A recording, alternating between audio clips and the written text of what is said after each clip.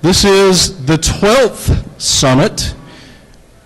We started doing these, first one was in November of 2006. What a great time to start doing a housing summit, December of 2006. Anybody in here that maybe has been to all 12 of them? Anybody at all? Some of you? Yeah, Steve and I have. We appreciate you being here, and if you'll just remember to maybe silence your phones. We're going to give you the same disclaimer that we give every time we're here because we need to. We are an equal opportunity offender.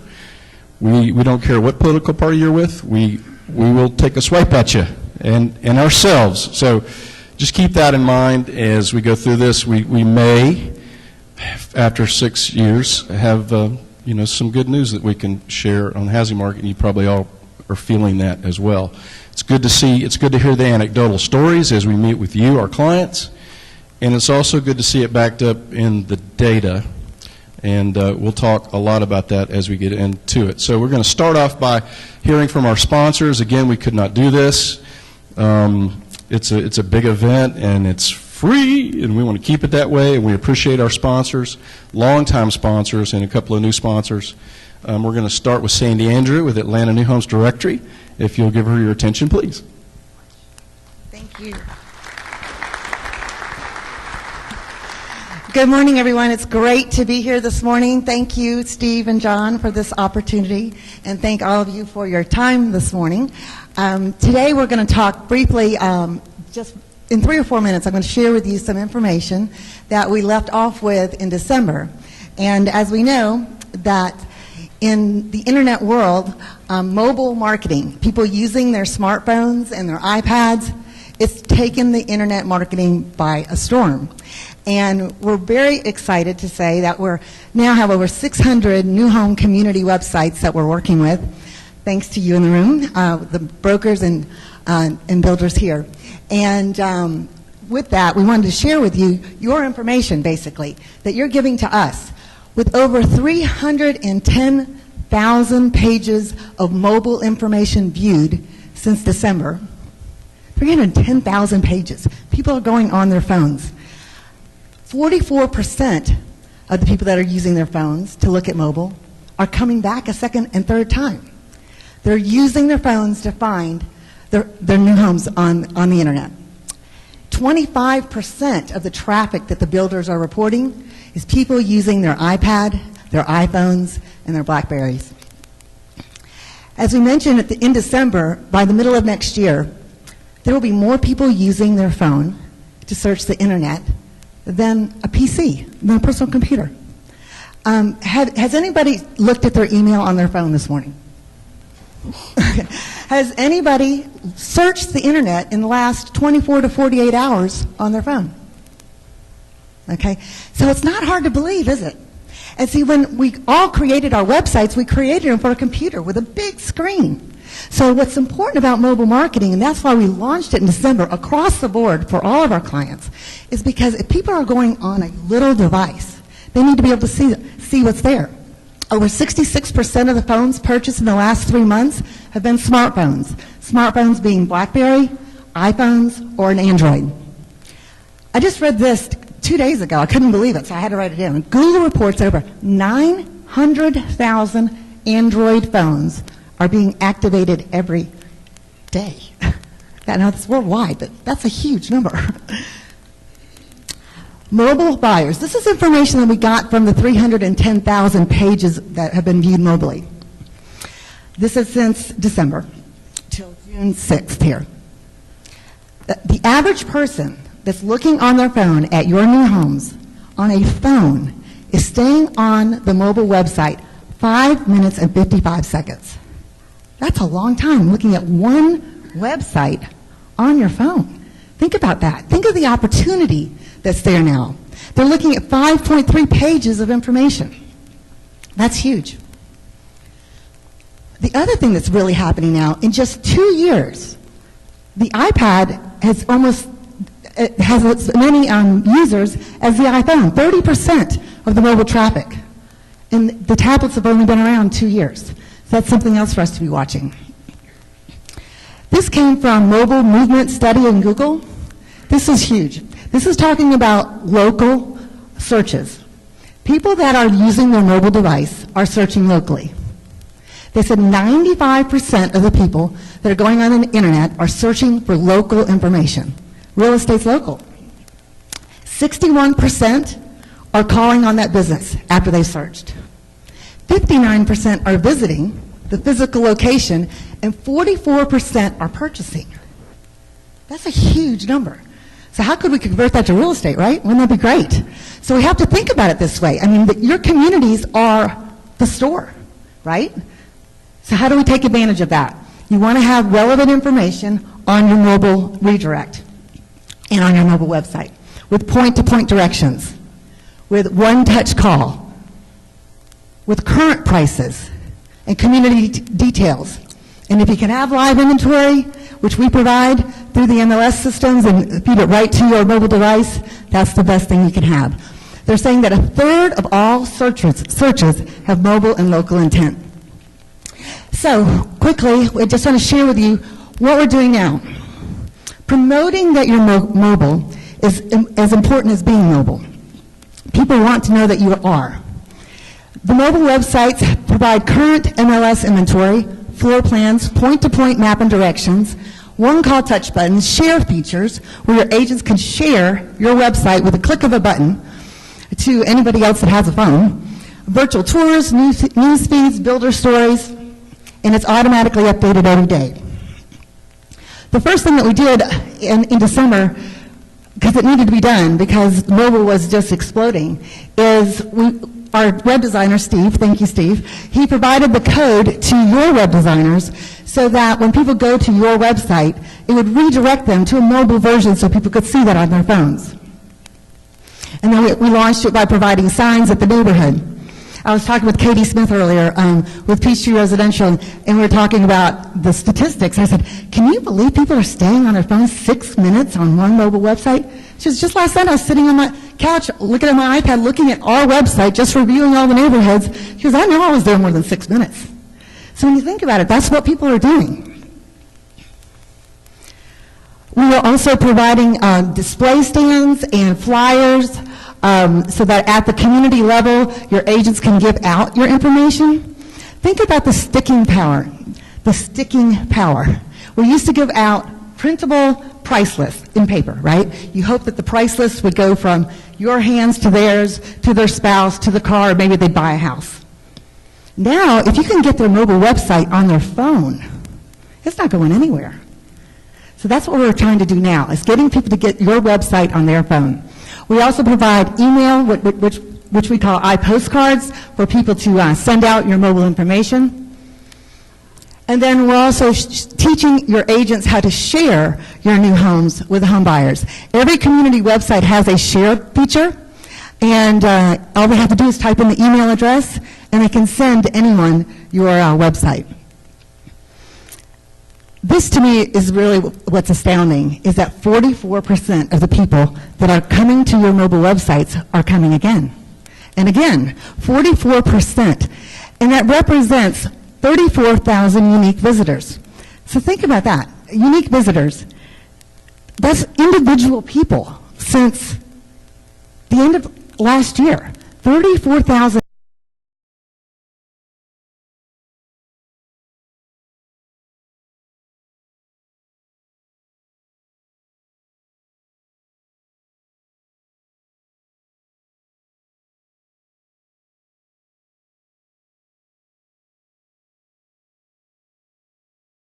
Just the beginning of what the possibilities are. But your website can be placed on other people's phones. We share it. We're glad to share it. Our goal is to get your builder website on thousands of realtors and thousands of home buyers' phones. We'd like it if every single home buyer that comes into your neighborhood walks out with your website right there on the home page. And that's what we're working to do right now with your help. It's very powerful. We're excited that we can bring mobile to Atlanta New Homes and builders, and we're excited about getting your website into the palm of their hands. Thank you for this opportunity again this morning. It's great. We're really doing our best to keep you ahead of the curve, and we're dedicated to doing so. Thank you so much.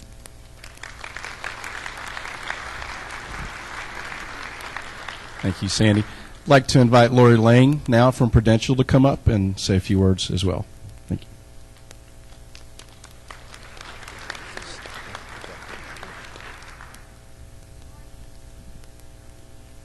President of Prudential takes the microphone at these events, but he is off on a well-deserved vacation, so I get the honor of filling his spot. Once again, it's a pleasure to be a sponsor. We very much value the tools and the expertise that John and Steve bring to us, so we love being able to support them. It's been an interesting first half of the year, and I'm sure many of you have felt that.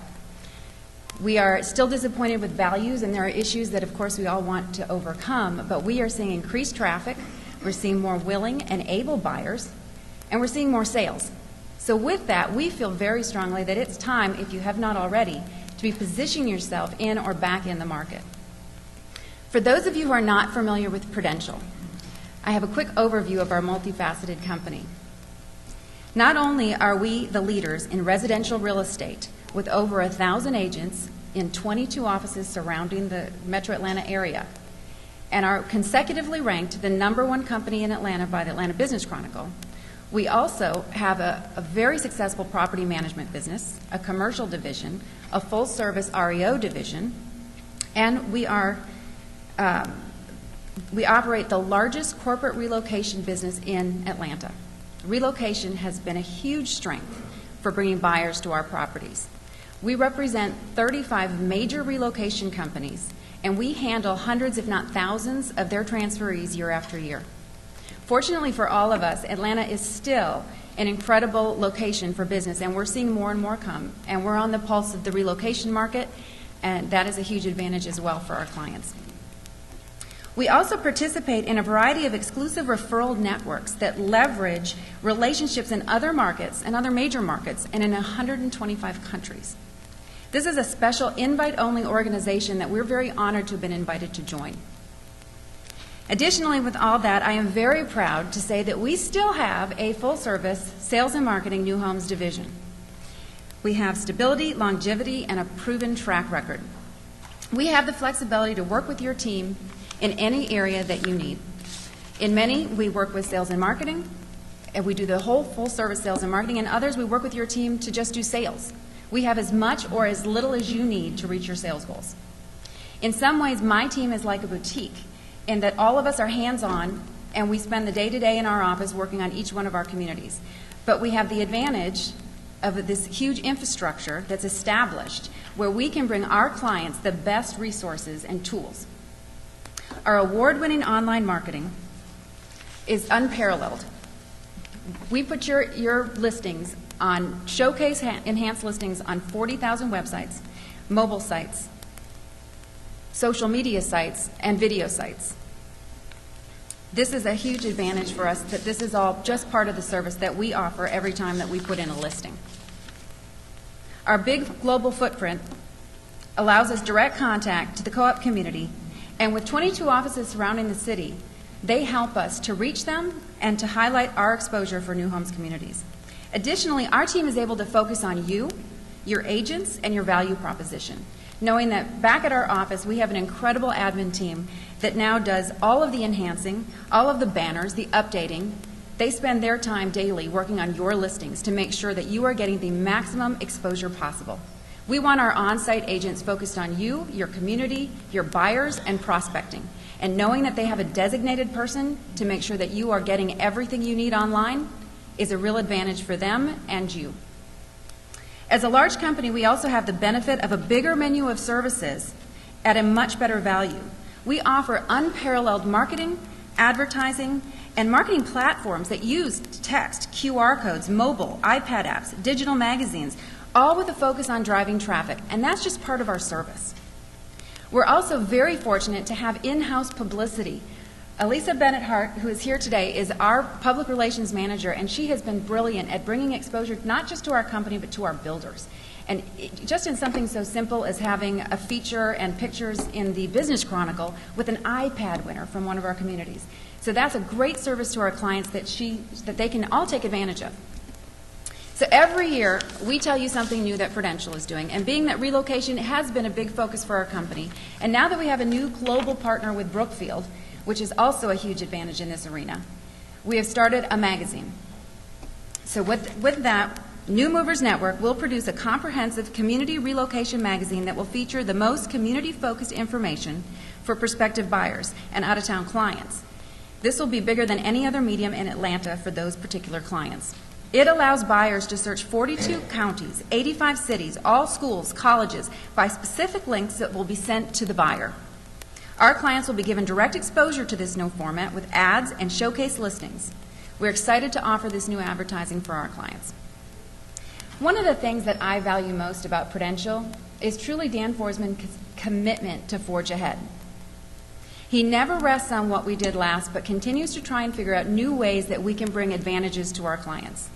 After consecutively being ranked #1, we still are leading our company by driving technology and focusing on innovation, all in an effort to better serve our agents as well as our clients. So to end it, we are really excited about the future of new homes at Prudential, and I hope that you are too.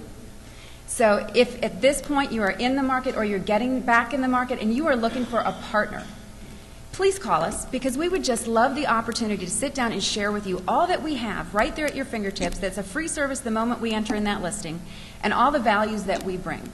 So if you're out there and you're looking for a partner, call us and give us that opportunity to sit down and share our value proposition.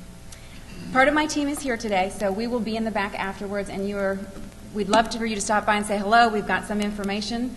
But again, I hope you're getting back in the market, because we are definitely seeing some activity, and it's a good time. Thank you. Thank you. Let me invite Glenn Hicks with First Beacon to come up, and as he's doing that, let me encourage you to consider doing business with one of our sponsors. They're still here and doing well in Atlanta, and that cannot be overstated. So Glenn's going to come and tell us about how they're helping and working with builders and helping folks out. Thank you, John. On behalf of my partners at First Beacon Capital, I'd like to thank John and Steve for allowing us to participate in the summit and add our welcome to each of you. Since the last quarter of 2009, we have been a leading private capital source of construction financing, making approximately 250 construction loans in 21 neighborhoods. When we started in the construction lending business, we were almost a sole source out there, and as of late, we find ourselves really as a supplemental source to folks who have bank financing but want to do some additional volume to help drive their bottom line. In addition, as the market has evolved, we've partnered recently with several builders on the bulk acquisition of lots, and also have worked with several different groups on the acquisition of foreclosures and short sales where they rehabbed houses and put them back on the market. As to the builders that we work with, I think we've provided an effective capital solution, and I guess our strength is being able to react quickly, give a quick decision, and allowing people to take advantage of opportunities as they're presented to them.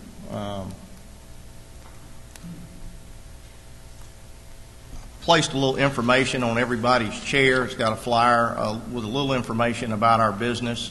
Got my contact information on it. So if we would hope that as you have a need, we'd like to hear from you. We are, still actively out trying to add new customers, and we do have money available as you need it. We hope that each of you are benefiting from the upturn that we've seen in our business over the last 6 months, and we wish you continued success in the rest of this year and going forward. Thank you. Now, the good folks at Jackson EMC, finally. We'll do that, and then we'll get right into the presentation. Amy Bryan and Jackson EMC, they have been a subscriber to our services from the very beginning, way, way, way back, and always are on the cutting edge. So I'm going to invite Robert Aiken. Is he here? There he is. To say a few words, and then we have a nice clip, and then we'll go. Thank you. Good morning to everybody. Glad to be here. Glad to be a part of it. John's been a friend for a long time to our company. We really do appreciate it. You're making a funny face at me. Thank you. A little about Jackson EMC. Jackson EMC is an electrical company, electrical utility. We're the second largest in the United States. We cover portions of 11 counties, just north of Jimmy Carter Boulevard to just outside of Dahlonega. So if you're doing business up in that area, please give us a call. Like John said, we are a leader in the energy efficiency construction market. Our current program is the Right Choice program. We have been promoting energy efficiency since the late 60s. So having said that, we have a booth outside. Please stop by and see us, and we do have a video clip to continue my discussion there. Thank you.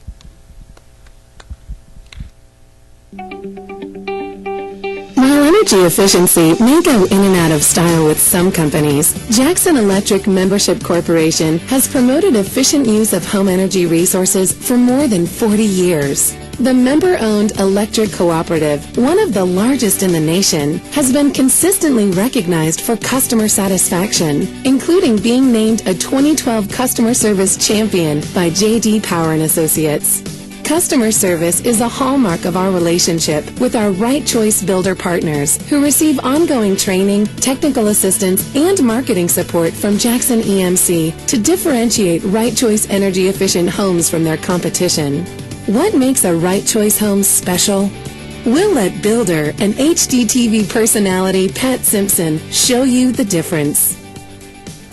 You know, for many of us, purchasing a home is probably the largest investment we'll ever make in our lifetime. We want a home that's comfortable, easy to maintain, and economical to operate. Now, how you choose to heat and cool that home is a factor that directly results in the comfort and the operating cost. That's why Jackson Electric Membership Corporation created the Right Choice program. Now, Right Choice homes are built from the ground up, guaranteed to provide comfort and energy savings through a series of construction details, tests, and enhancements, all designed to ensure complete home energy efficiency. Jackson EMC has partnered with Home Diagnostic Solutions and select industry-leading builders to create the Right Choice program to meet the high expectations of today's home buyers. Home Diagnostic Solutions and the Right Choice Builder work with quality heating and air and insulation contractors to provide the highest levels of performance and energy efficiency. For the home buyer, the results are extraordinary. A Right Choice home offers an energy savings and comfort guarantee that's a direct result of behind-the-wall construction detail, which we'll talk about more in just a minute, and quality control through high-performance testing. Okay, let's take a quick look now at what makes a Right Choice home such a good investment. It's basically 3 consistent procedures on every single home: plan analysis, pre-installation inspection, and final inspection. Energy savings backed by 2 warranties, quality control built right into the home, and added value for the life of the home. Now you can see why a Jackson EMC Right Choice home is the right choice for you and your family. For more information, visit jacksonemc.com/Right Choice. I'm Pat Simpson.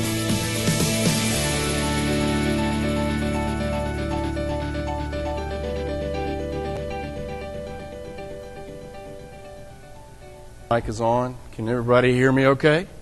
Is that all right? I'm going to go quickly through some of the buyer demographic and product trends. There's one major trend that's emerging that I want to camp on before Steve comes up to give us all the news on the prices and the sales and inventory. And I want to spend some time on that major trend because I think it will help you sell some more homes. So we'll talk about that as we get into this. First of all, great cartoons. I had to throw some of these in here. We did have one property in your price range, but I'm afraid we sold it in 1943. It's almost funny, but we're almost back to those prices right now in 1943. You know that prices until recently were back further than we have records to check on, the median price for Metro Atlanta. How about this one? Steve and I are actually involved in some of this. Not that, but this. Yeah, we do that too. Property ownership is so 90s. Gerald and I sold our house to a private consortia and are leasing it back. We actually have companies come to us, and all they want to do is buy massive amounts of houses and turning them into leasing properties. That's going on. When you sell 30% of your homes in Metro Atlanta, almost less than $50,000, that's a ton of this going on, converting them from ownership to rental. And then probably my favorite as we get into this, this is the Occupy Wall Street crowd, the Occutards, as Neil Bortz calls them. And it says, "Get the reckless Wall Street executives, ah!" And the New York Stock Exchange says, "Who are you?" And the answer back, the Association of Reckless Homeowners who bought homes they knew they couldn't afford. Demographic trends. Pricing. New home pricing is edging up, not at an outrageous rate, but it's going up at 1 or 2% every time we check it on a quarterly basis, even though resale is going down. It's because we're only building new homes in the best counties. So you see that reflected right there in that over 200, that 200 to 300 price point coming up. If you do it quarterly, now these are yearly trends, switching to quarterly trends, still see that happening, although it dipped a little bit in winter of this year coming into 2012. The major trend, that not the one I'm going to talk about in a minute, but the major trend that is really holding down new home sales and will for quite a while, I believe, is the lack of these top two buyers. Remember, 03 was normal Metro Atlanta. Everything before 03 was normal. Everything after was crazy. Lot prices exploding up at double-digit rates for 5 years in a row. We drove that first-time home buyer, who typically was 36, 37% of all home buyers, new construction. That's a big chunk. We drove them and priced them out of the market. They came back a little bit with the tax credit and then going down. What about this guy? Historically in Atlanta, that first move-up buyer was 30% of all new home sales in Metro Atlanta. Person buying their second home. Now, you put those two categories together, that's almost 66% of all new home buyers in Metro Atlanta. Back in our normal days, when we were selling thousands of homes, were first move up and first time buyer. This guy is on his last leg. He is, he needs to move. He's had children. His family's gotten bigger. He can't move. Why? Because he bought his home right here at the peak, and he can't sell it. And he won't until the prices come back. Then we'll see that buyer get back in the game. But this is the big story here, that third or higher move-up buyer, who used to be second from the bottom, has now taken over for new homes as the number one buyer of new homes in Metro Atlanta. And those guys have a lot of equity built up in their home. They may take a hit on their current home, but it doesn't matter because they're getting a deal that they will never get again in our lifetime. So that's what we're seeing going on. Pretty interesting trends there. You're going to see that reflected in family type. Oh, this is a museum, the first-time buyer. I remember when we used to see 3 or 4 of those a week. Need to see those back, but it won't happen until we get prices stabilized and going up again. So this is going to reflect that aging of the population and the aging of the new home buyer. This is that 25 to 34 going down over a 10-year period, and 45, 55, and 65 plus on a long-term trend up.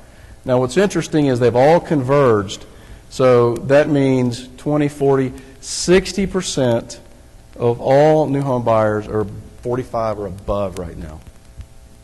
Big trend. Married income status. We're going to talk about this for a second. A lot of our trending diverged in 2003 when the lot prices exploded, new home prices exploded. A lot of our, if you check the price points, the lot prices, how it drove away the first-time home buyer. This trend, I think, is maybe more recession-driven This trend didn't really start in 03. It really kicked into right about 06, 07, where we went from being dual income to single. Don't know why, but these are new home buyers. We know that they're older, and those older buyers are single income. The younger buyers tend to both have incomes. And here, you're going to see it here too. This is interesting because it's couple, no children at home. Historically, couple with children at home was the highest percentage of new home buyers. And do you see how we've just shifted to couples with no kids at home? This is not young marrieds. This is mostly folks who are older. It's actually both. It's young marrieds without kids, and then the older's empty nesters. It's kind of both ends of the spectrum. It's that middle buyer, that move-up buyer, who's not in this. Just quarterly seeing the same trends. Move up versus move down. Slight trend of move down buyers actually going up. You can see that in the age. Now, here's the deal. 55 and up, single family detached. We always track this. We survey all buyers in Metro Atlanta. And we ask them, are you 55 and above? And they say yes. And then we say, did you buy an age-restricted or in an age-targeted community, or neither? The vast majority of those buyers historically buy in neither age-targeted or age-restricted. Not much of a trend there, only we see a peak in the buyers who choose to buy age-restricted, like in the spring of 09, spring of 10, spring of 11. That's a seasonal trend maybe. I would expect when we get into spring of this year, you'll see that pop up again. If you're selling age-restricted active adult, that's maybe a trend to follow and figure out why they do that. But I think that'll go up again. It's very seasonal. Here's the big trend. We're going to delve into these buyers because they're good. They're moving into town. They don't have a home to sell, or maybe they do and their company's buying it for them. But there's urgency in transferees. This is a long-term, back to 2002 trend that is up among transferees, and we peaked in 11 and 12. Almost half of all the new home buyers are now coming from outside Metro Atlanta. That's our definition. They could have come from Macon, it could be from Dahlonega, or it could be from Cincinnati. I'm going to show you exactly where they're coming from at the end of this. But this is a big trend. And it's interesting, you don't hear a lot about this, but 50% almost in 11 and almost 50% in 12 of all the people buying new homes are coming from outside of Metro Atlanta, transferees. And if you look at that quarterly trend, it's staying up there. I looked at quarterly trends to see if there's any movement down or up that might signal the end of a trend. Don't see that here.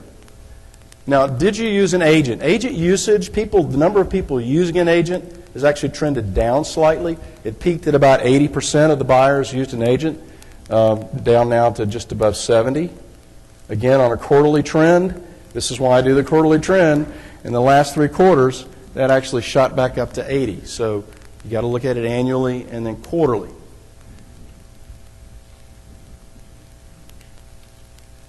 Pre-sale versus spec. This is an interesting chart. If you look at SmartNumbers, the number one, let's see, 5 of the top 10 builders in Metro Atlanta in 2009 were who? Or were what? Banks. 09 was the peak year for banks unloading in Atlanta spec foreclosures. That corresponds, when we asked that question in our survey, and we don't use spec or pre-sale. A lot of them don't know what that means. The way we ask that question is, did you buy a home already under construction or completed, or did you contract with a builder to build your home? That's spec or pre-sale. So we're pretty confident about the answers, but that peak in, look at the Atlanta history though. Always above 60% of our homes are spec compared to the rest. Now we peaked as we were blowing off all those spec foreclosures, and then we're getting back down to normal. On a quarterly trend, we're actually dropping. We're running out of stuff. It's happening on the resale side as well. Now, New home buyers who also shop resales. This continues to be a trend. This is why you have to be competitive with what? Resales. They're looking at resales, not just your new home competitor down the street. 80%. That's here to stay, by the way. Sales of new homes are plummeting. I suggest we build old ones. Wish it worked that way. Targeting your buyers. Let's talk about marketing. Lots changed in the last 10 years. Print versus internet, and I'm keep tracking this quarterly. Print is in the red. It continues, showed a little bit of strength, but it's just kind of bouncing around down there. About 30% of the buyers still use print, compared to over 90% using internet. No surprise. Which print media are they using? And even as we trend these guys who rank the best, the overall trend line is going down. They're 15% or less now if you look at those guys individually. Remember that 15% usage. Let's look at the top web resources. And you're going to see Homes.com, Realtor.com, Zillow. These are websites that you could place an advertisement in. There are some others like search engines that are a little more vague that we do rank, but these are specific websites. And you see that trend.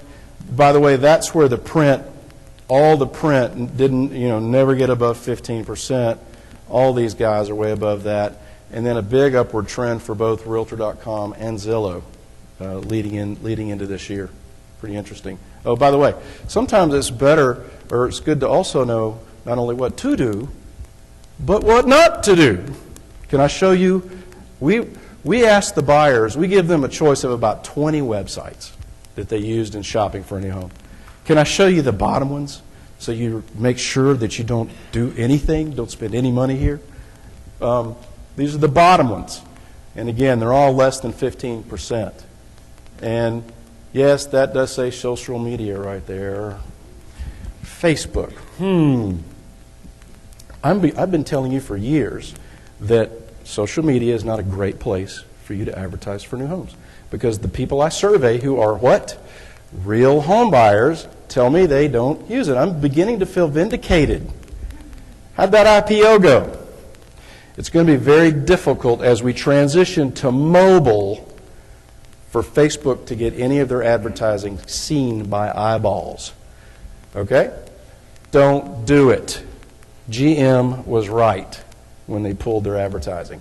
Oh, speaking of social media and Facebook, does anybody else feel like this? Number of posts on my Facebook wall. My birthday. Right. And I feel like I got to answer everything. So, product preference trends. I'm going to blow through this because I didn't see much change from last time. And I was wrong here, and I said this last time. The reason you see all of these changes after 03 in the percentage of homes with square footage greater than 2250, the percentage of homes with granite and all these higher end materials, is we paid too much for the dirt. We had to keep our 5-to-1 ratio. So we had to build a bigger house and put better stuff in it.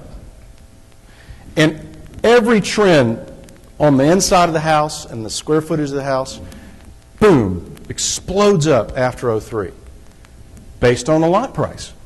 Now, guess what? What have lot prices done? They've corrected. So in my little mind, I said, hey, when lot price is correct, the square footage is going to correct. The finish levels will correct. No, they haven't. There's an article in the Wall Street Journal about people buying massive houses again. And, I asked why. I don't know. But even on the trend, I did the quarterly trends. I didn't see a downward trend at all. We're there. Part of it is, you know how many thousands, tens of thousands of homes we sold in Atlanta 05, 06, 07? In 4 years, close to 200,000 homes. Well, we're competing with those as resales now. You've got to be the same square footage. That's going to affect your lot ratio. You've got to take the money out of the lot price and put it in the home if you're going to keep being that big. So I still think eventually we'll trend that back down, but it's not happening on any of these trends. Maybe. Let's see what I got here. Square footage, nope. Lot size, interesting.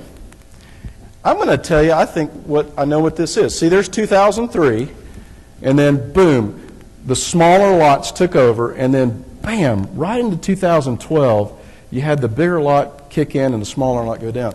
Do you know what's going on? We're getting some dead subdivisions that were 2 acres coming back to life, selling those off for 50 grand, building homes on them for 300 grand. That's happening all over Atlanta.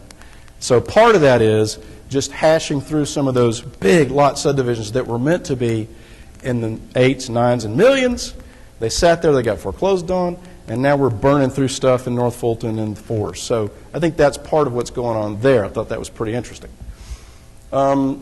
Stone, brick, again, shot up right after '03. Don't see that going down at all. Cabinet finish. A little bit of a plateauing of that darker stain trend there. It was at the expense of other, so I don't know what other is, but that looks like it's peaked and maybe starting to trend down a little bit. Not granite. Well, a little bit of a flattening there. But see all these trends, granite, hardwoods in the kitchen, everything exploded after '03. Garage size, not much change there. Hardwood, same thing. After '03, bam, and it's not coming down. What happened to the $150,000, $120,000 single-family detached home with vinyl and Formica? We're not building them. Yeah. Family room ceiling. This is a bona fide trend, in my opinion. Away from the volume ceiling and to the non-volume family room ceiling with a media room up top. I think that is here to stay as well and was not really driven by the recession. All right, let's dig into transferees before Steve comes up. I think this is some interesting stuff. Half of your buyers could potentially be a transferee. They're a great prospect. You want more of them. Let's figure out what they're doing, what makes them tick, or not. There we go. The transferee is leading that trend of third or higher buyer. So they've always been the number one buyer type among transferees, just really come on strong. Although we've seen first-time buyers kick up a little bit as we come into 2012. More about transferees. Age of head of household, same trend as the population at large. Much younger, older. 45 and above is who that is.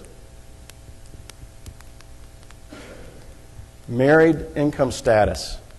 Always been single, very, very, very high single in the last couple of years. Household status, again, couples, no children at home, driven by the age, the majority. A little bit of a downtrend there. Move up or down. Are they moving up? And this is based on square footage, not price. Did they move up, down, or a sideways move? Again, the trend here, just as it is in the rest of the new home buyers, was for moving down on the rise, moving up on a decline. Did they rent first? Are these big corporate transferees, big corporate transfers? I don't think so. Next couple of slides kind of, put some doubt on that. Did they rent first? A few of them do, 35, 40% or so, under 40%. Most do not rent first, they come and buy. Now here's the next question that leads me to believe these are not big, massive corporate transfers that you can identify in the paper or find a relocation company doing, because most of them are not using a professional relocation service at all. And that's been consistent over the years. So these are people coming in with either small business, quitting their job in Detroit because it sucks, and moving to Atlanta where the weather's good. Did you use a realtor? How do they shop? How are these transferees shopping? A big percentage are using a realtor, 80%. And we ask a second question, because sometimes you can use a realtor just to kind of hold your hand and walk you through the contract process, but you're the one who does the shopping and all of the looking and driving. And so we ask a second question among these buyers. Did the realtor find the home or did you? So of the 80% that told us, yes, we used a realtor, 60% of those people said the realtor actually did end up being the procuring cause of us buying that house. That's a pretty high percentage. Usually it's less than 50%. So, and then other resources, that's the realtor, that's 60% of 80%. Referrals were pretty big, directionals obviously, and billboards, those are the top other resources. On print, real estate book, number one. Real estate books are in all cities. That's probably why we're number one, but it's only 20%. And then this mirrors the rest. Realtor.com, used much more than the Zillow or Homes, but Realtor.com continues to be a big, big, big factor. Did you shop resales? What do you think? Yeah, 80%. And then watch this. This is a forced ranking. Why did you choose your community? And we forced them to rank between price, community appeal, amenities, proximity to work, and schools. Force rank those, 1 being the most important, 5 being the least important. What's most important? Price. Even more than schools. So with these two charts, yes, they're shopping resales, and yes, price is the number one thing. You better know what the resales around you are priced at, and you better be competitive. We hammer that, but it pays to just keep hammering it. So about their home, what was most important? Bedrooms and baths. Not even close. Lot and bedrooms and baths. Why did they pick new over resale? Little difficult. Location you can't do anything about. The two biggies were options and materials, the ability to choose those, and newer floor plans. Those are the deals that converted them over to new. And from what state did they come? This is interesting. Florida. These aren't big percentages, but everybody else, all the other states were, 1% or less, very, very small. Big. What is that Florida?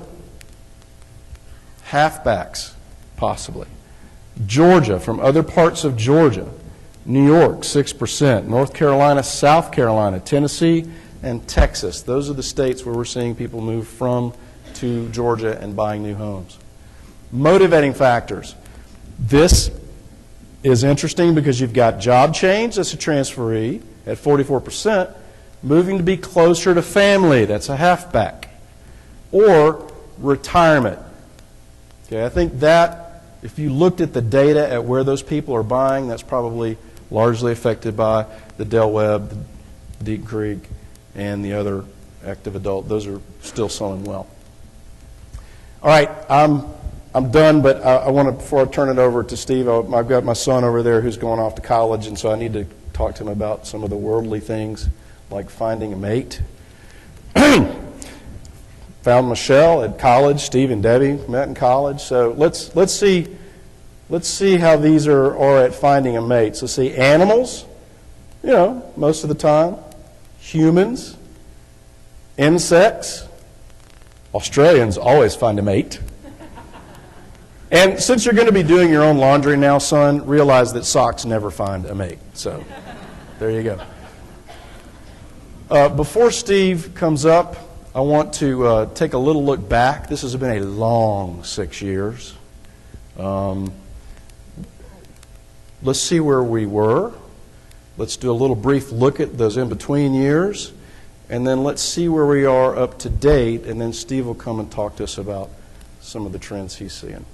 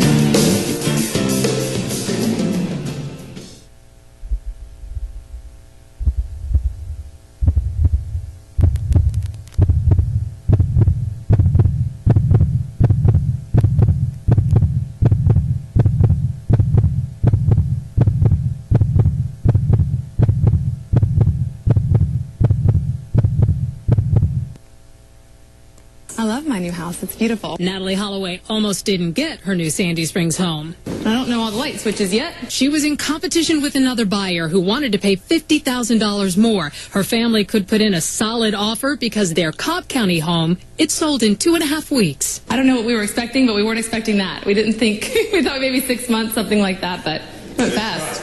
And the kind of competition to buy this home could drive up prices throughout the metro Atlanta area. I spoke with one expert today who says inventory, it's at a 12-year low. Okay, here's months of supply. This is unheard of. Steve Palm has been both predicting and documenting the painful free fall of Metro Atlanta's housing prices for more than 6 years. But now, it's going up. The new Case-Shiller Price Index has more negative news. They list Atlanta as one of 3 national markets with the biggest price declines, down another 17.7% in March. But Palm's SmartNumbers company is tracking up-to-date sales, new deeds through the first 3 weeks in May, and he's seeing something that hasn't happened in years. Prices starting to trick up. I mean, prices will go up second quarter. We bottom first quarter. I feel totally optimistic about that. You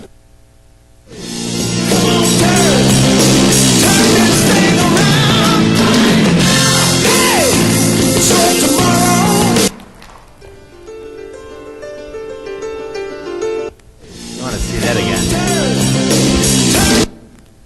Come on. Come on. Can you hear me okay? Yeah. Hopefully I look better here than in that darn TV clip. A lot of good news. I was up here in December and I said, it's going to get better. It's gotten better. It's going to get better. It's going to continue through second quarter, third quarter, probably the fourth quarter. But that's still going to hinge on something in November for 13. I feel very confident about that. Okay, this was adjusted today. They adjusted our debt up. They were off, $400 million or $1 billion. But we're over 16 now. This just happened today. I want someone to remember that 57,926. Okay, remember that 57,926. Real estate's good news. You notice we didn't have metal detectors out there this time. Hopefully you won't, feel compelled to do something to yourself. New construction is up year over year for 4 straight months. New construction is up year over year for 4 straight months. Is that not good? The last time that happened was 2006. This is going to continue. The average price for resales is up year over year for 2 consecutive months. Not a big trend, 2 months, but if you can consider the last few years, it's been horribly down. Is that good? Not quite yet, though. If you look at this, hold on. We finally have a bump up. Finally. I mean, look at this, going up, up, up, bam. Why is this up in May? These are all Mays. 2010, why is that up? Because April was our housing stimulus, and that's why it was up. The good news, okay, I was putting this presentation together on Friday. I'm sitting at my desk, and the news came through. This has probably been just blown over for you. Have you seen it? You've seen it. I had to play it because I fell out of my chair when this news said this. The truth of the matter is that, as I said, we've created 4.3 million jobs over the last 27 months. Over 800,000 just this year alone. The private sector is doing fine. Are we doing fine? Okay, it's getting a little bit better. How's it been the last few years? Fine? Yeah, right. He is leaking. He's definitely leaking. Success story, single family detached. Number 1, we have a tie, James Creek. Highly amenitized subdivision, South Forsyth. Sun City Peachtree, down there in Henry Spalding. Ryland Group, Ashland, Atlanta, Lennar build in James Creek. That's a great subdivision. That's a great price. Great subdivision, age restricted, great price. Higher than most? But being where they're located and how highly amenitized they are, great subdivision, great prices. Don't build out here, please. Accrued market share. You know how we do this. 50 to 100, 150. This red line right here, probably what, 23%. Then we stack it on top of each other for an accrued market share. If we're at 500,000, again, that's like 93% of the market. You don't want to go in that other top 7%. It's tough. You better know what you're doing. Interesting trend, single-family detached. I'm going to spend some time on this chart because I did it, and even myself I had to look at it. I got dizzy, but it says so much. Okay? Now, it's kind of wavy. This is that same price point. This is, past 15 years. That's 50 to 100,000, 150, da-da-da. And it's each percentage by each year. So if you look here, 17% was 50 to 100,000 right here. And then you stack it up. But if I attach some lines to this, it's going to really tell the story.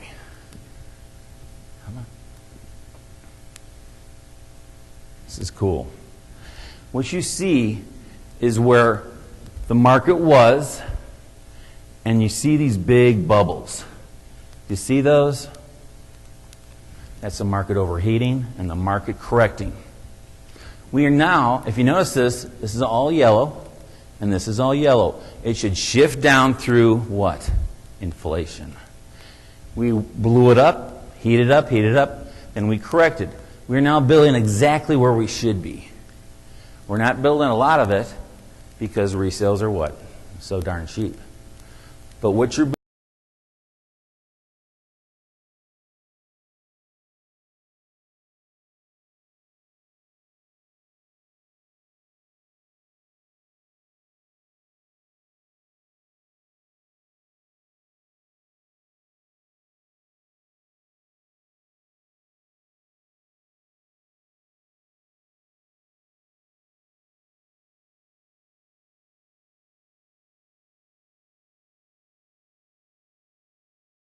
now the higher price points are trucking up a little bit and going down here. It's the sign of inflation, or slight inflation, 5%. Building materials, supplies, sticks and bricks. Success story townhomes. Yeah, this is right. Number one, Peachtree Corners down in Clayton County. Average price is $41,000. Brand new, finished. No, there's a story behind it. Come on. Paid $27,800 for the lots in 05 and 06. Sold 46 towns in 06 to 08. Average sales price $120,000. What was this? It was a short sale this year. To an investor, 57 units. Probably 15% of the total market. Crude market share? Wow. Remember, supply problem, demand problem. That phone, watch out, my wife got her carrying permit. Supply problem. You can't build it cheap enough, but they did it and they blew it away. It's number one. Crude market share, you can see it big. The purple, really dive in. See that? But it comes back. Big coming back there. Success story, condos. Wow. Good location. This is off Peachtree, south of like Peachtree Industrial, DeKalb County. Good location. And we did the study for those, German people? They're out of business. They came in, they're blowing it out.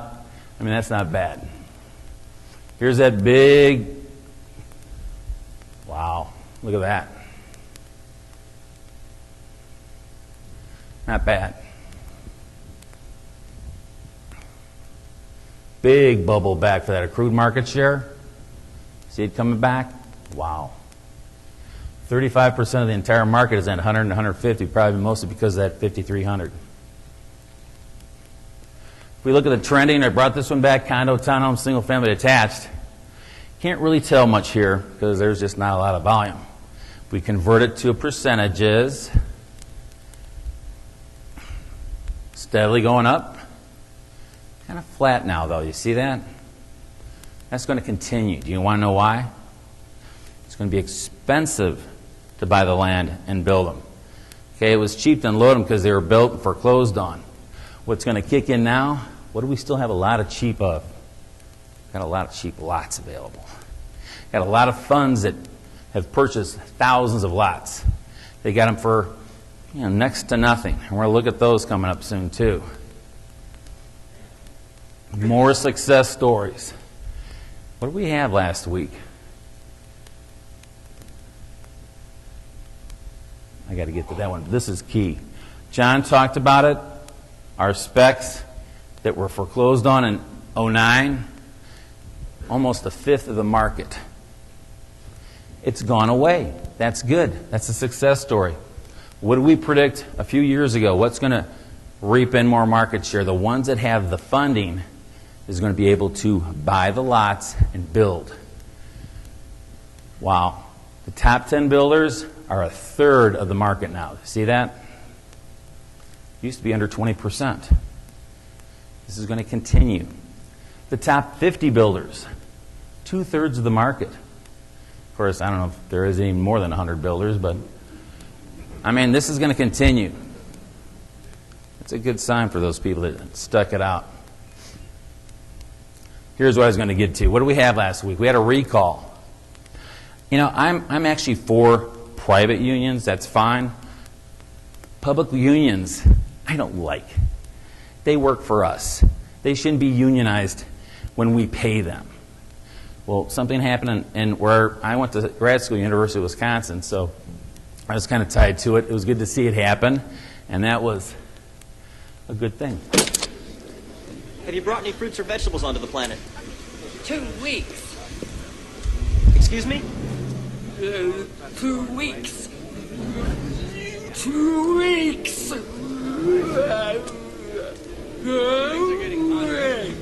It's not just graffiti. The rebels took over the refinery last night. No tribunium is going out. And it gets worse. I want to wake you up here just a little bit.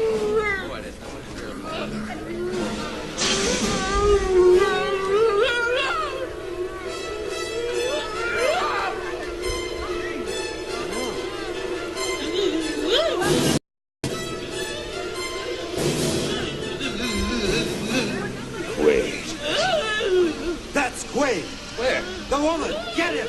Her. Arrest that woman! Get that woman! Back up these people! Clear!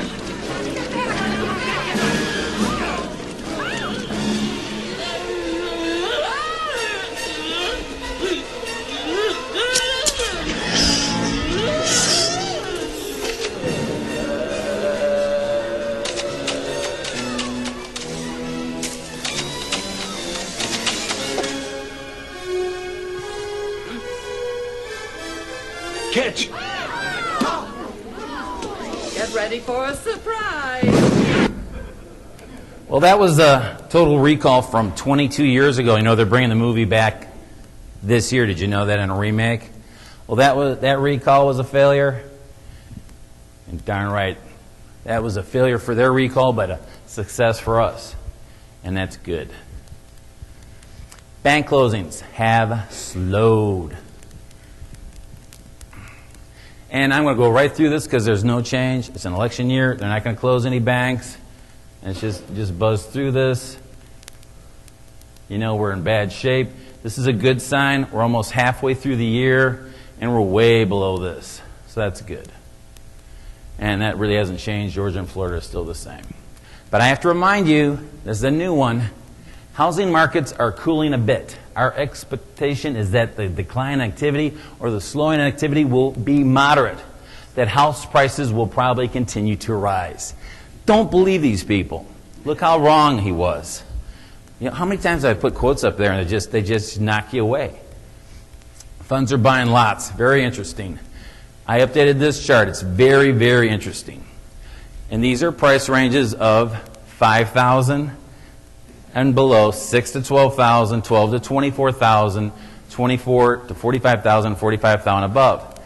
I sort it by descending order by county. So South Fulton has the most. They have just in the past couple of years over 1,000 lots sold under $5,000. Under $5,000. 6,000 to 12,000. Now, what I was going to see when I got this chart all put together, I was going to think that the high end would be over here. The low end, of course, is over because we sorted. And in the middle, yeah, that's where that came in. We have Cobb, very few cheap lots, North Fulton, Forsyth, and then Good Gwinnett. Good Gwinnett's in the middle. There's Good Gwinnett, Bad Gwinnett, and that's why they're all over the place. But, that's thousands of lots under 5,000. Now, if we look at that same ratio and we do it by the least decline in resale price, you see that, wow, Forsyth, Cobb, North Fulton, we keep pounding that into it. The areas with the least amount of resale decline have the greatest what? Percent of new home sales. This is where it's happening. 70% of all new construction is right in there. 70% of new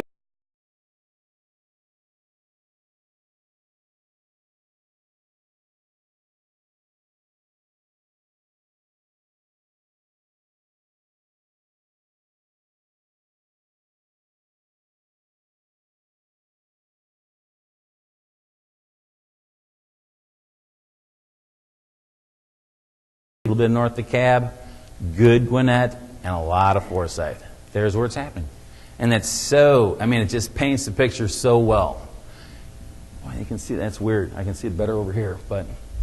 And here, Jackson, West Paulding, Carroll. It's never going to come back. Probably never going to come back in my lifetime. What are the Chinese up to? They're up to $139 million. It's correct. The Chinese have now invested $139 million into Metro Atlanta. I'm going to go through this kind of quickly. There's one chart I've added that shows what's going on, though.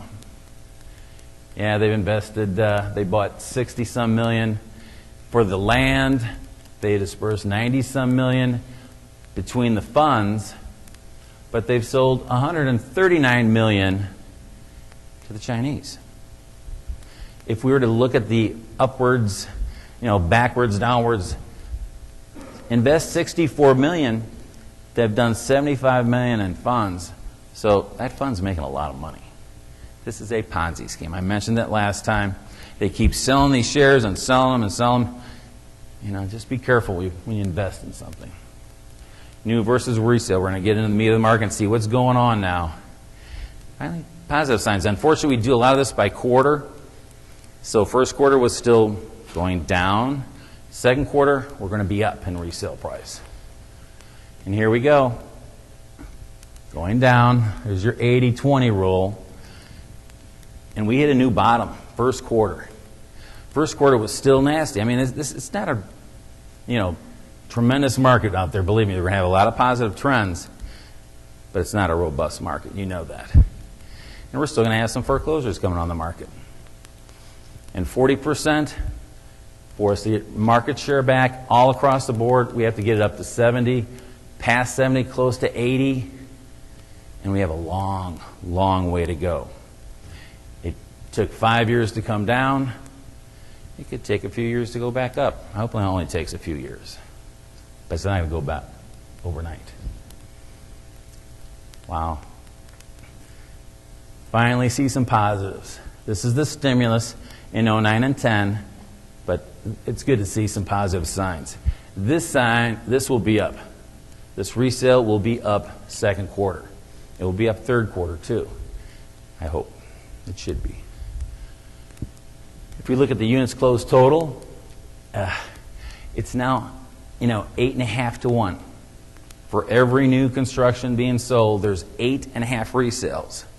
And by the way, the resales sold through this year, through the end of May, we haven't sold more resales in that time frame except in 2006. That's how many homes are selling. You're getting a lot more traffic out there these days. We're selling a bunch of homes. the most we've sold since 2006. Wow, that's nice. New construction, best year-to-year increase since first quarter '06. Gosh, we need that to keep happening. We need that to keep happening because new homes are jobs, and that has to continue. We have to get the resale prices moving back up. That's starting to happen. And there's your crosshairs. Happened in '06. These are the signs that we saw back in '05 and '06. We saw support being lost, and not only did we lose it, it just collapsed. This will turn the corner second quarter. I feel confident. The market is shifting. I maybe even added a different chart to this because I'm getting sick of seeing under 50,000, under 100,000. We're going to actually look at $1 million soon. This is still pretty nasty. Under 50,000 is the yellow. Under 100,000, the red. If we look at that as a percentage, through May, we're still ahead of 11 now. So we're selling a lot of cheap stuff. Most of that was January, February, March. April, May, we've trekked up. Wow, 54,000 the last 4.4 years. That's, when you've had only 9,000 for the previous 10, that is a lot of low-price stuff. Number of, I know, everyone in my office goes, that's thousands. You should put K. No, M is a Roman numeral for thousands, and that's millions. But back in the day, at one time, for every 2 resales of $1 million closing, we had 1 new. Right back in here in the heyday, what was that, '05, '06? Ramped it up. We've still sold a lot of $1 million homes lately, though. Mostly resales. See that? It's too expensive. There's too many, even foreclosed resales. There's a ton of $1 million homes that were foreclosed on. A lot of small business went out. A lot of good deals. You cannot compete against that with new construction at all. Market shifts. Got some good charts coming up. Interesting. Lot prices crash. Wow. After seeing back in '08, what are we down? Like 20-some percent. 9 down 40-some percent. 10 down 20-some percent. 11 down 30%. We're finally up 30% in lot prices in 12. Finally. We're going to have to come back a long way. I just quoted a bunch of crashes year after year. So if we're up, I think it went from correct me if I'm wrong, was it go from 14,000 to 18,000? Got a long way to go. Lot ratio. Wow. Last year we were at 16.5 to 1. We're down to 12.5. This should continue. We've turned the corner. See on all these charts, we've turned the corner. Everything's improving. Hopefully this will continue. No specs left. John alluded a lot to this. It's a pretty good trend. These are permits from '08, and it's an upward trend. But I started after the Lehman crash in '08. If I added this with like a 15-year trend, it looks a little bit different. That's what we just looked at. Okay? We have a long way to go. We need jobs. We need them to get up here. I'll take 2,000 right now, won't you? I take 2,000. 20,000 homes being built in a year. That's great. I'm going to end it, though. I'm not going to look at that chart. We're going to end on the positive one. So we'll just look at that one again. And there it is. And John spoke about it. We're getting more pre-sales in. And see, we're redlining. We're just, it's just when we need to build, if we sell a home, put one under contract, we'll build another one. We're not going way out on a limb with new construction. Permits, 03 to 12, top 5 counties, and the bottom 10. Now, if you're in the bottom 10, you're redlining. You're down to nothing, and that's that ring of death stuff. Everything is in that ring of death where that bottom. There's nothing happening there. That's virtually nothing where this is the core counties. Those 5 counties that are doing all the business, and they're trending up. If you look at the permits 0312 as a percentage of total, you can see it better. You see that?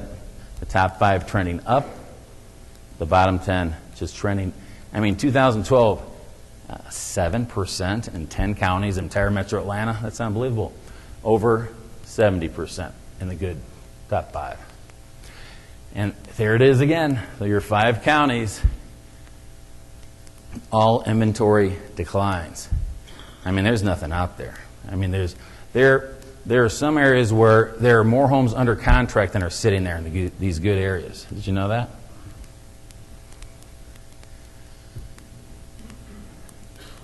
Back to 2000 levels. We should be, I mean, characteristically, we should even be up here, but we need inventory. If you can build cheap homes in a good market, just do it. You'll sell them. Demand increases. Wow. We're down to under 5 months for single-family detached right now. 4.8, as a matter of fact. 4.8 months of supply is unheard of. We should be a normal market, 6, 7, 6.5. We need homes. Forecasts. We've seen this over and over. And interest rates, unfortunately, are the future, could be the one big negative that will hit us. And it's not if, but when they kick in. Thing is, though, our inflation pressures, back in the late 70s, it was housing and cars. It was your durable goods. Now our inflation is healthcare, energy, food. So I don't know if interest rates will affect that. I don't think when rates go up, it's going to be like the early 80s and 21.5. Just 20.5. No. No. Let's be positive. But here again, look at this. I just refied last week, 3% fixed. I did it with less than a year. I didn't have to pay a penny. I didn't have to pay for the appraisal. They just said, do it.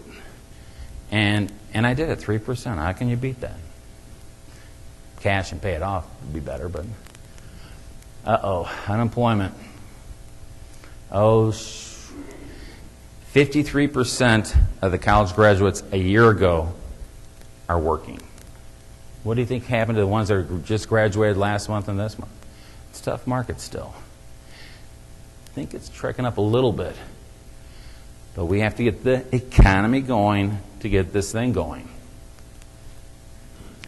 And here's our unemployment rate. By the way, we had to, just like everything else, we had to adjust everything up. Because when it comes out, it says this. But if you go in the past, was maybe announced as 9.1 8 months ago was 9.2. Just like the jobless, or the jobs being added, they're always adjusting them down. We had to adjust every month up. We always have to do it. But you don't hear that. You just hear, oh, it's going down or it's going up. But I'm telling you, the actual underemployed, unemployed, we've talked about this. We were way ahead of the news. We always said there's a bunch not being reported, a bunch being underutilized, underemployed. It's probably more like 16%, 17%. I've changed my forecast.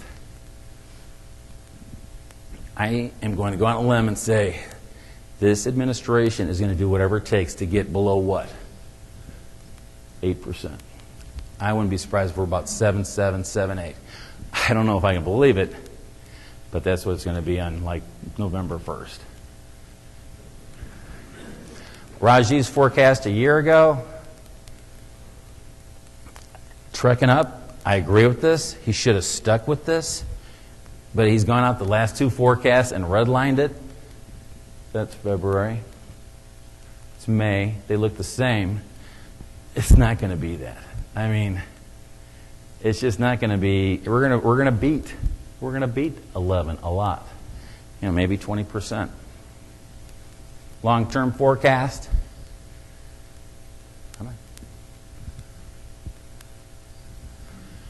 I'm going to bring this back. We're not going to come out of this real fast. For every percentage increase in price, X amount of sellers will enter back into the market. As prices go up, people will come in and say, okay, I don't have to bring a check to closing. I'd rather get a check for $5,000 than bring a check for $10,000 just to get rid of my home. Tons of homes being rented. We're working with these funds now. One of our customers just came to us. Fannie and Freddie are going to unload their homes real soon. But it's not going to affect us. They're going to buy them and rent them out. So hopefully that happens, but it should happen. It's going to come down soon. Long-term forecast.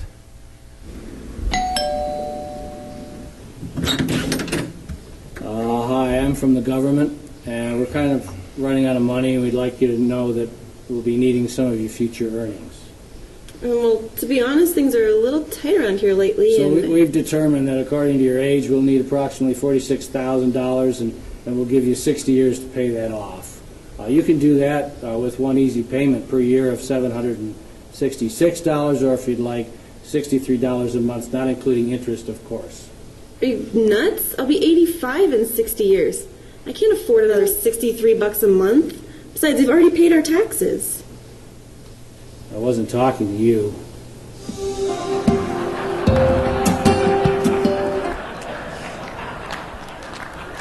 Hey, let's not screw our future generation. We have to fix this thing. I want you to vote in November. Gosh darn it. Obama now wants QE3. Will that be another bad move? Do you know what his QA3 is? Have you seen what he's earmarked? He's going to carve out Mount Rushmore and create some jobs. And I told you I was going to get nasty this time. Got a problem overseas in Europe.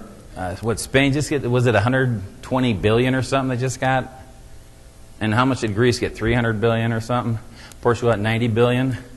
We still have to fix Italy. That's probably going to be, I don't know, $500 billion. These are Band-Aids. These are just short-term fixes. We can't, and now we're next too. If we don't get rid of that, what was it, 16 trillion now. Here's our short-term. Figure out an aid plan quick, you know.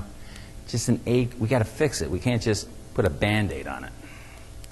Okay, how much did we go up now? Do you remember what I said the number was? Just add another $4 million. I'd take that $4 million. That'd be awesome. I'd be in Caribbean right now. I wouldn't be up here ripping our government. Can a game show host find answers to fix our mess in 2 minutes? Do you think they could? Well, let's see. Chuck Woolery, Super Committee's budget cuts. 2 minutes, he's going to answer. My fellow Americans, the countdown to Armageddon is on.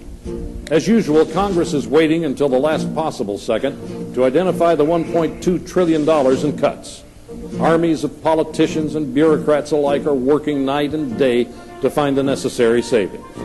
And yet, with all of these people and the months to accomplish it, they claim they cannot find enough budget items to cut that they can all agree on. Now keep this in mind. $1.2 trillion over 10 years. So, I've authorized my crack team of researchers to ferret out the programs that can be cut or reduced. I've instructed them to leave no stone unturned. To accomplish this goal by any means, as long as they got it done in 20 minutes. Surprisingly, it only took them 10 minutes. Here we go. Number one, $90 million per year for free mail for Congress. Email. Do you ever hear of that? Number two, $146 million per year for first-class airfare upgrades for federal workers. Next time you're walking through first class on your way to coach, ask those sitting there gorging on unlimited peanuts and drinking from a real glass, how many of you work for the federal government? A bunch of them. Number three, $3.6 billion to run the UN. Last time I checked, Hugo Chavez and Mahmoud Ahmadinejad had agreed to insult us for free. Cynical, hypocritical, full of this imperial hypocrisy. Number four, cut $200 million from the presidential travel budget. A lot more than that. Skype. Number five, cut $30 billion in farm subsidies.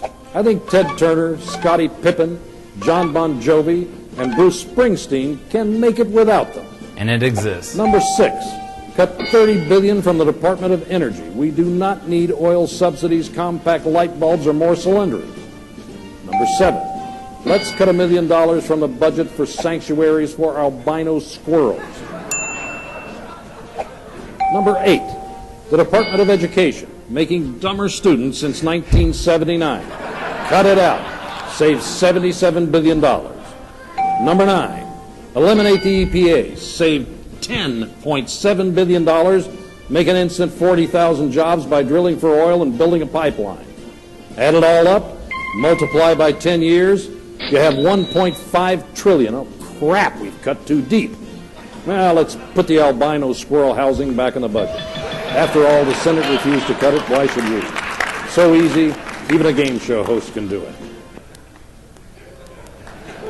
Okay.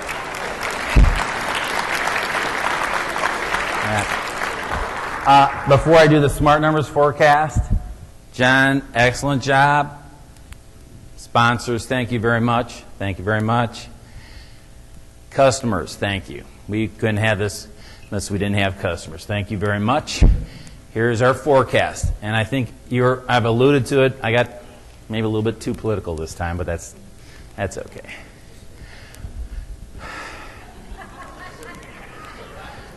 Thank you very much. Have a great day.